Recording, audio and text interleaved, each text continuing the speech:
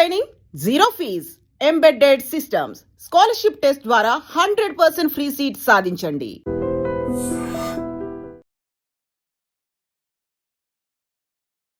తృప్తి అనేది ఎవ్వరికీ ఉండట్లేదు. తృప్తిగా జీవించాలంటే ఏంటి సొల్యూషన్ ఏంటి దానికి? తృప్తి పొందుతున్నారు అనే స్టేజ్కి వెళ్ళారు అంటే వాళ్ళు చాలా అడ్వాన్స్డ్ మోడ్లో ఉన్నట్లు. ఆశ లేకుండా ఎలా బతుకుతాడు? ఆశ వేరు, అసంతృప్తి వేరు. మైండ్ నెగటివ్ సైడే పోవడం, నెగటివ్ థాట్స్ రావడం, ఇమాజినేషన్స్ రావడం, ఇదంతా ఏంటి? ఎక్కడైతే మన బుర్ర చెడు ఆలోచిస్తుందో, ఎక్కడైతే చెడు చేయమని చెప్పిద్దో, మన సోల్ ఒకటి కోరుకుంటుంది, మన బాడీ ఒకటి కోరుకుంటుంది, రెండు ఫైట్ చేస్తూ ఉంటాయి. అందరికీ తెలిసిన సబ్జెక్ట్ ఏంటంటే ఒక రెండు ఉన్నాయి మనలో. ఆ రెండు ఎప్పుడు కాన్ఫ్లిక్ట్ అవుతూనే ఉంటాయి. అసలు జ్యోతిష శాస్త్రానికి కర్మ సిద్ధాంతానికి ఏమైనా కనెక్షన్ ఉందా? 100% ఉంది. సో ఆ కర్మలను ఏమైనా మార్చుకోవడానికి ఛాన్సెస్ ఉంటుందా? ఏం తెలుసుకోవాలో అదే తెలుసుకొని ఏం బాగు చేసుకోవాలో అదే బాగు చేసుకోవాలి తప్ప అన్నెసరిగా జ్యోతిష్యం తెలుసుకుంటేనో లేదా ఏదన్నా చూసేస్తానో మారిపోతుంది అనే భ్రమలోంచి బయటికి రండి. ఐ డ్రీమ్ ప్రేక్షకులకు నమస్కారం. కర్మ వర్సెస్ ధర్మ సిరీస్కి స్వాగతం.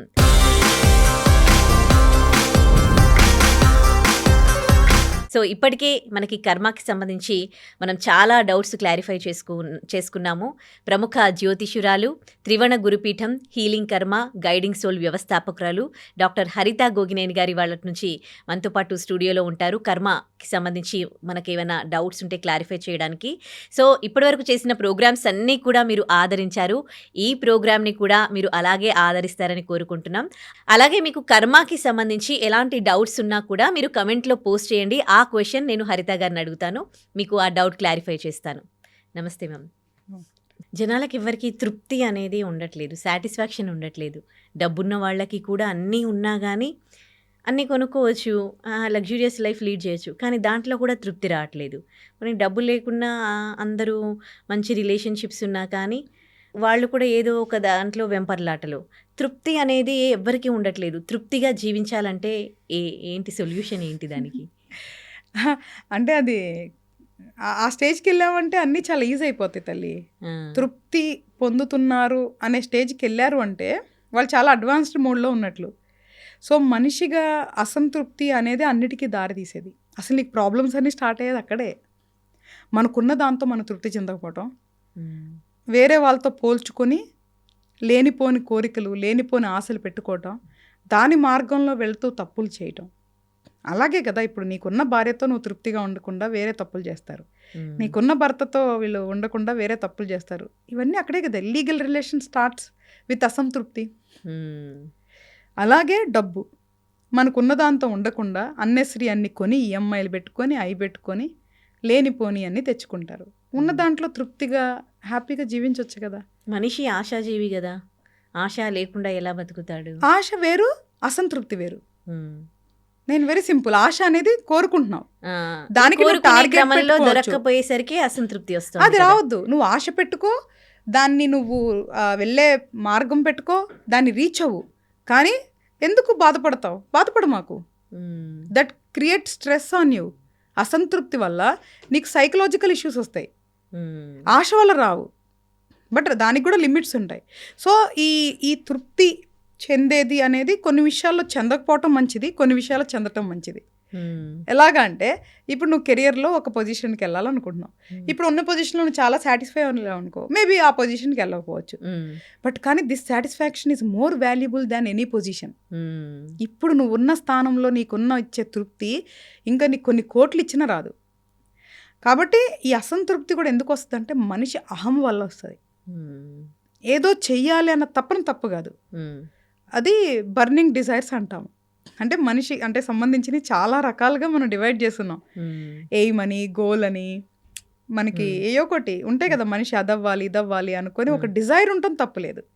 నేను ఎప్పుడు ఏం చెప్తా, ఈ జన్మలో మనకి ఏం చేయాలనిపిస్తే చెయ్యాలి, కానీ ఎట్ ద కండిషన్ ఒకళ్ళని బాధ పెట్టకుండా, ఒకళ్ళని మోసం చేయకుండా చెయ్యాలి. సో గెలవాలనుకోవటం తప్పు కాదు, ఎదుటోళ్ళని ఓడించాలి అనుకోవటం తప్పు. కరెక్ట్.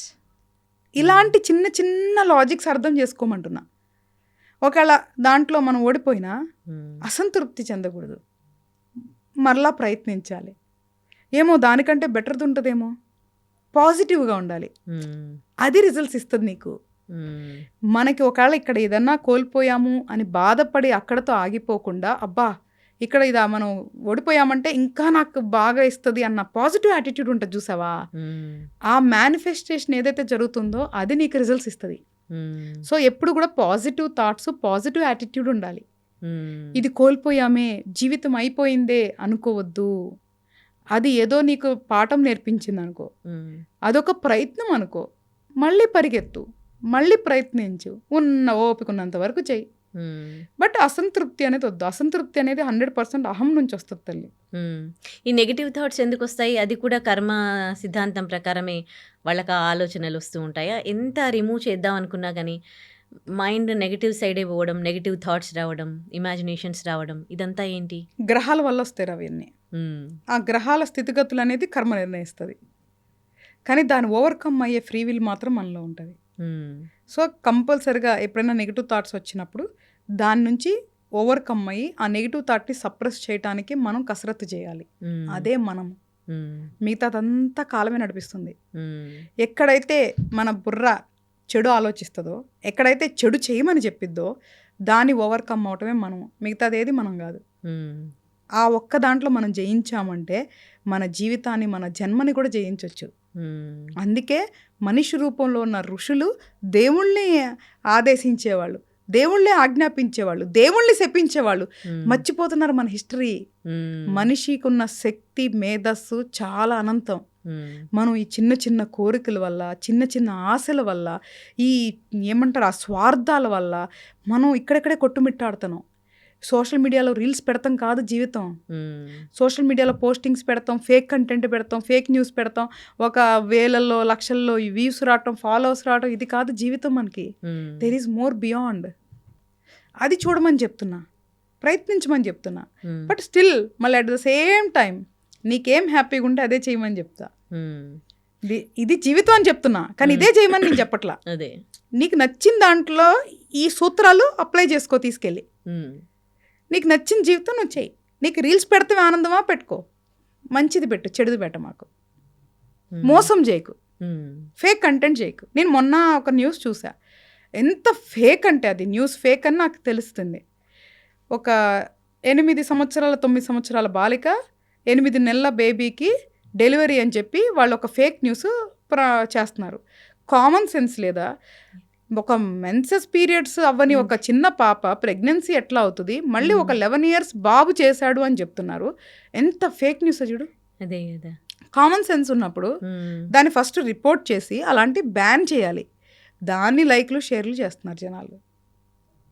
ఇదే చెప్తుంది నేను. అలా ఆపేస్తే ఇంకొకసారి అలాంటి చెడు కంటెంట్, మ్మ్. ఇల్లాజికల్ కంటెంట్ వాళ్ళు క్రియేట్ చేయరు. మంచి కంటెంట్ క్రియేట్ చేయమంటున్నాక ఎంతమంది లేరు తల్లి ఈ రోజున. అవును. హిందూ ధర్మం గురించి, కర్మ గురించి, డైట్ గురించి, రకరకాల వంటల గురించి, హెల్దీ ఫుడ్స్ గురించి, నీకు ఎక్సర్సైజుల గురించి, లేదా మోటివేషనల్, లేదా సైకలాజికల్ రిలేటెడ్, లైఫ్లో వ్యాపారం రిలేటెడ్, ఎడ్యుకేషన్ రిలేటెడ్ ఎన్నో పెట్టిన సక్సెస్ అయినా లేవు చెప్పు. మ్మ్. మంచి కంటెంట్ క్రియేట్ చేయండి. మనం చేసే దాని వల్ల ఒకరికి లాభం ఉన్నా లేకపోయినా నష్టం లేకుండా క్రియేట్ చేయండి. మ్మ్. సో అప్పుడు కర్మ సిస్టమ్ చాలా ప్రాపర్గా వెళ్తుంది, మన లైఫ్లో ప్రాపర్గా వెళ్తుంది. ఈ చెడు అనేది మనం తగ్గించుకునేదానికి అవకాశం ఉంటుంది. సో చెడు ఆలోచనలు రావటం కర్మలో ఒక పార్ట్ అయినా అది సప్రెస్ చేసుకునేది మాత్రం మన ఫ్రీ విల్. మ్మ్. దాన్ని పెంచి పోషిస్తావా, అక్కడతో చంపేస్తావా అనేది మాత్రం నువ్వే. మ్మ్. మన సోల్ ఒకటి కోరుకుంటుంది, మన బాడీ ఒకటి కోరుకుంటుంది. రెండు ఫైట్ చేస్తూ ఉంటాయి. ఏది వినాలి, ఏది వినొద్దో మనకు తెలియదు. మన శరీరాన్ని సాటిస్ఫై చేయాలి అని అంటే మన సోల్ మన మాట వినదు. మన సోల్ సాటిస్ఫాక్షన్ చేయాలి అంటే మన శరీరం బాధపడుతుంది. ఇట్లాంటి సిచ్యువేషన్లో ఎలా డెసిషన్ తీసుకునేది? ఇప్పుడు మనకి మనసు, మైండ్ అని మనం మాట్లాడతాం బేసికల్గా. అంటే అందరికీ తెలిసిన సబ్జెక్ట్ ఏంటంటే ఒక 2 ఉన్నాయి మనలో. ఆ 2 ఎప్పుడూ కాన్ఫ్లిక్ట్ అవుతూనే ఉంటాయి. 2 ఒక తాటి మీదకి రావటం కొన్ని సందర్భాల్లోనే జరుగుతుంది మనకి. ఈ 2 కూడా ఎప్పుడు పోరాడుతుంటే ఈ 2 మనం చూడలేనివి. ఈ 2 మన శరీరంలో ఎక్కడ ఉంటాయి కూడా మనకి తెలియదు. బట్ 2 ఉంటాయి. ఒకటి మనసు అంటాం, ఒకటి మైండ్ అంటాం బేసికల్గా. మేబీ నువ్వు సోల్ శరీరం అంటే శరీరానికి ఏం ఫీలింగ్స్ ఉండవు. It is brain. సోల్ని మనసు అంటాం. ఇట్స్ అ హార్ట్ అంట. సో ఈ రెండింటి మధ్య ఎప్పుడో ఒక సంఘర్షణ జరుగుతుంది, చాలా విషయాల సంఘర్షణ జరుగుతుంది. మన మైండ్ ఒకటి చెప్తుంది, మైండ్కి ఎప్పుడు లాజిక్స్ కావాలి, ఎమోషన్స్ ఉండవు.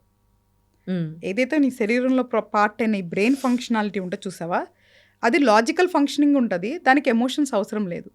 ఏదైతే నువ్వు అనుకున్న ఈ సోల్ ఆర్ మనసుకి ఎమోషన్స్ మీద రన్ అవుతూ ఉంటుంది. అందుకే ఆ రెండు ఎప్పుడు కాన్ఫ్లిక్ట్ అవుతూ ఉంటాయి. సో బ్రెయిన్ ఒకటి చెప్తుంది, ఇది ఒకటి చెప్తుంది. ఇప్పుడు వాడు మనల్ని హర్ట్ చేశాడు, వాడిని హర్ట్ చేయి అని చెప్పింది బ్రెయిన్. కానీ మనసు no, that is not ethical, అలా చెయ్యకూడదు అంటది, ఎందుకంటే ఇది ఎమోషనల్. కాబట్టి ఈ రెండింటి మధ్య ఒక సంఘర్షణ ఉంటుంది. కాబట్టి అది డెఫినెట్గా ప్రతి ఒక్కరికి ఉంటుంది. దాన్ని జయించాలి, ఆ రెండిట్లో ఒక డెసిషన్ని తీసుకొని లేదా ఆ రెండింటిని ఒక తాటి మీదకి తీసుకొని వెళ్ళాలి. అది ఓన్లీ మనం ప్రయత్నం చేసి మన మైండ్ని ట్యూన్ చేసుకొని ఒక స్టేజ్లో వెళ్ళగలం. చాలామంది దానికి మెడిటేషన్ అని పేరు పెట్టుండొచ్చు, దాంట్లో లెవెల్స్ ఆఫ్ పేరు పెట్టుండొచ్చు. కానీ ఏదైతే మన మైండ్ని కంట్రోల్ చేసే పద్ధతే మెడిటేషన్ అనమాట.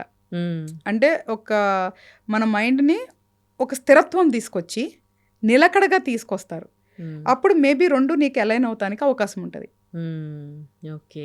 సో ఆ పోరాటం అనేది అందరికీ జరిగిద్ది తల్లి. ఇప్పుడు సపోజ్ ఒక మనిషి ఇష్టపడింది మనకి, మనసు, బ్రెయిన్ అంటది ఎట్లా ఇష్టపడతావు అది అని చెప్తా ఉంటుంది. దాని కారణాలు లాజిక్స్ చెప్తా ఉంటుంది. లాజిక్స్ ఏమొద్దు, నాకు ఆ మనిషి నచ్చాడు అంటది. ఈ రెండింటి మధ్య ఘర్షణ. ఓకే. సో ఆ నిర్ణయం అనేది తీసుకునేది నువ్వు.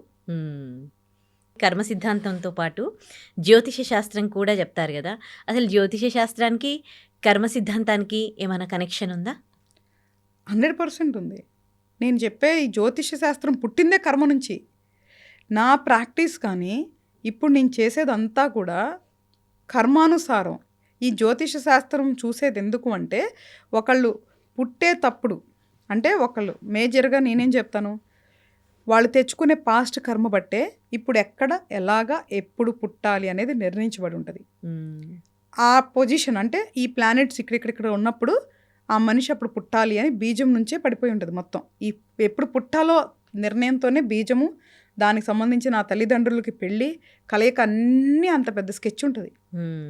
పుట్టిన తర్వాత ఆ ప్లానెట్స్ అనేది మన కర్మానుసారం పనిచేయటం మొదలు పెడతాయి. ఇది 100% కర్మ స్కెచ్చే. ఈ ప్లానెట్స్ అనేవి నిమిత్త మాత్రలు అంటాం కదా మనం. ఇప్పుడు నువ్వు ఉన్నావు తల్లి, ఈ ఐ డ్రీమ్లో నువ్వేం చేస్తావు? యాంకరింగ్ చేస్తాను. That is what assign role నీకు, అవునా? వాళ్ళకు కూడా ఆ ప్లానెట్స్కి ఇది నువ్వు చెయ్యి అనేది ఒక జాబ్ రోల్ అంతే.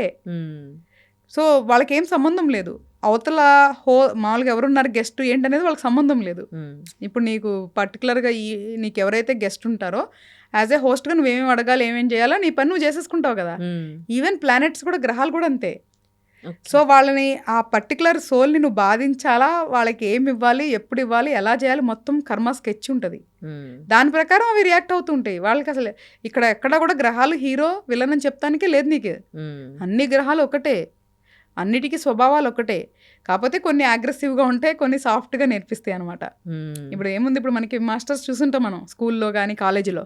కొంతమంది చాలా అగ్రెసివ్గా నేర్పిస్తారు, కొంతమంది పొలైట్గా నేర్పిస్తారు. అది పద్ధతి. సో పద్ధతి మారొచ్చేమో కానీ నేర్పించాలి అన్న వాళ్ళ intention is very clear. So వాళ్ళు మన కర్మానుసారం మనకి ఆ లెసన్స్ నేర్పించి మనల్ని మార్చాలి అనే ఒక టూల్స్ మాత్రమే. కాబట్టి జ్యోతిష శాస్త్రం అంతా కూడా కర్మ సిద్ధాంతానుసారమే ఉంటుంది. ఇప్పుడు మన దగ్గరికి వచ్చేవాళ్ళు ఏదో ఫ్యూచర్ తెలుసుకోవాలి, పాస్ట్ తెలుసుకోవాలి, మార్చేసేయాలి, నో అవ్వదు. ఐఎమ్ వెరీ ప్రాక్టికల్గా చెప్తున్నా. నేను జ్యోతిష శాస్త్రం ప్రకారం వాళ్ళ యొక్క బర్త్ చార్టులో గ్రహాలు ఎక్కడెక్కడ ఉన్నాయి, వాళ్ళకి ఎంత చెడు కర్మ ఉంది, వాళ్ళు ఏం చేసి ఆ కర్మను తగ్గించుకోవాలి, ఎలాగ గ్రహాలని ప్లీజ్ చేసుకోవాలి, ఎలాగ లైఫ్ని బెటర్ చేసుకోవాలో నేను గైడ్ చేస్తాను తప్ప I never give guarantee. Fake promises ఉండవు, ఫేక్ సబ్జెక్ట్ ఉండదు, ఏది ఉండదు. మనం ఓన్లీ మార్గం చూపించే వాళ్ళు మాత్రమే. చేసుకోవాల్సింది, మారాల్సింది వాళ్ళే. ఓవర్ నైట్ మిరాకిల్స్ కానీ మాయలు కానీ మన దగ్గర ఉండవు. అంత జెన్యున్గా మనం జ్యోతిష శాస్త్రం ప్రాక్టీస్ అనేది చేస్తున్నాం. అలాగా ఉండి ఏదన్నా నువ్వు మార్చుకోవాలనుకుంటే నా దగ్గర రా, నేనేదో చేస్తానంటే నా దగ్గరకు కూడా రావద్దనే చెప్తా. కాబట్టి జ్యోతిష శాస్త్రం అనేది మన కర్మానుసారం చేయబడింది. కాబట్టి ఆ కర్మ ఏంటో తెలుసుకొని ఆ మార్గంలో వెళ్ళి ఇప్పుడున్న జీవితాన్ని మార్చుకోవడమే కాకుండా మరుజన్మను కూడా మార్చుకునే అవకాశం ఉంది ఆ మార్గాన్ని తెలుసుకొని వెళ్ళండి. ఆ మార్గాన్ని చూపించే వాళ్ళు లేరు ఇక్కడ. ఏదో నువ్వు వచ్చావా, పూజలు చేసేసామా, అది చేసామా, ఇది చేసామా, డబ్బులు చేసుకుందామా అనే వాళ్ళే 99% ఫేక్ ఉన్నారు. నీకు జెన్యున్గా అసలు ఈ సబ్జెక్ట్ ఏంటి, ఇది ఎందుకు వచ్చింది, ఎలా వచ్చింది, నువ్వు ఏం చేయాలి, ఏం చేసుకోవాలి అని చెప్పేవాళ్ళు ఒక్క 1% ఉన్నారు. కాబట్టి మారాలి, వాళ్ళు కూడా అర్థం చేసుకోవాలి. ఎవరి జీవితాన్ని మార్చలేరు, ఎవరికి వాళ్ళే మార్చుకోలేరు. జ్యోతిష శాస్త్రం అనేది కర్మానుసారం ఎలా ఉంటుంది అనేది ఉండి, జ్యోతిషులు అనేవాళ్ళు అందులోంచి తప్పించుకోవడానికి మార్గం చూపించేవాళ్ళు మాత్రమే, ఇంకా అంతకంటే గొప్పోళ్ళు అయితే కాదు. ఒకవేళ చెడు కర్మ ఉందనుకోండి, వాళ్ళు చెడు జీవితం లైఫ్ లీడ్ చేస్తూ ఉన్నారు, సో ఆ కర్మలను ఏమైనా మార్చుకోవడానికి ఛాన్సెస్ ఉంటుందా? ఉంటుంది తల్లి. అందుకనే మనం ఏం చేస్తామంటే ఫస్ట్ ఆ చెడు కర్మని యాక్సెప్ట్ చేయడానికి మనం కౌన్సిలింగ్ ఇవ్వాలి. వాళ్ళు మెంటల్గా వాళ్ళకున్న చెడు కర్మని వాళ్ళు అర్థం చేసుకొని యాక్సెప్ట్ చేయాలి.